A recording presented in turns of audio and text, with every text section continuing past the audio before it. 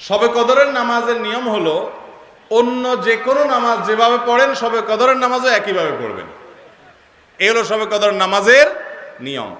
এমন কোনো কথা নাই যে শবে কদরের নামাজে প্রথম রাকাতে সূরা ফাতিহার পর অমুক সূরা এতবার পড়তে হবে, দ্বিতীয় রাকাতে ততবার পড়তে হবে, এরকম কোনো কথা কোরআন হাদিসে, এগুলা মন গড়া বিভিন্ন সিস্টেম, বিভিন্ন পদ্ধতির কথা, বিভিন্ন আপনার বাজারে নামাজ শিক্ষার বই নামে অনেক বই আছে, সব বই না, কিছু কিছু বই আছে, এইসব বইতে শবে কদরের নামাজ এত রাকাত, প্রথম রাকাতের এই নিয়ম, দ্বিতীয় রাকাতের ওই নিয়ম, এরকম বিভিন্ন কথা বলা আছে। এগুলো সব ভিত্তিহীন, মন গড়া, এগুলো কোরআন হাদিসে নাই। কোরআন হাদিসে লাইলাতুল কদরে অন্য রাতের মতো আপনি নামাজ পড়বেন, একটু লম্বা সময় নিয়ে পড়বেন।